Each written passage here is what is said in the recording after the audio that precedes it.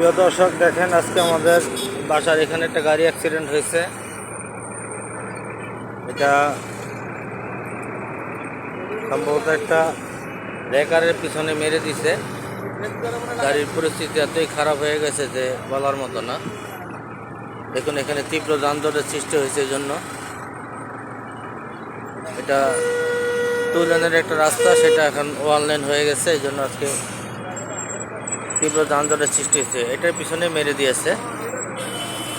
সম্ভবত ওইটা সামনে ছিল গাড়িটা, ওইটা হার্ড ব্রেক করেছে, আর এটা ব্রেক করে সারতে পারেনি, এটা পিছন দিক দিয়ে মেরে দিয়েছে। দেখুন গাড়ির অবস্থা কি।